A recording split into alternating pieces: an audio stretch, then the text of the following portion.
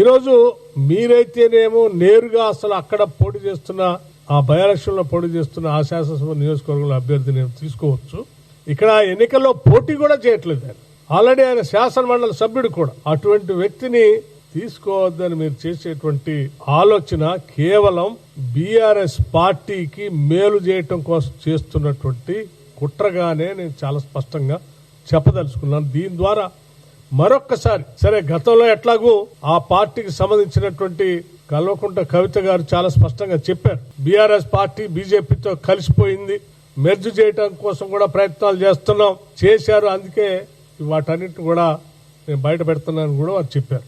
మరొక్కసారి మీరు ఆ వాస్తవ పరిస్థితులు నిజమే అని చెప్పి ప్రక్రియ ఈరోజు టీఆర్ఎస్ కి మేలు జరగటం కోసం చేస్తున్నటువంటి పనితో ఇవాళ టీఆర్ఎస్ బీజేపీ కలిసిపోయి ఈ రాష్ట్రంలో రాజకీయ పోకడికి ప్రయాణం సాగిస్తున్నారనేది దీని ద్వారా స్పష్టంగా అర్థం అవుతా ఉంది.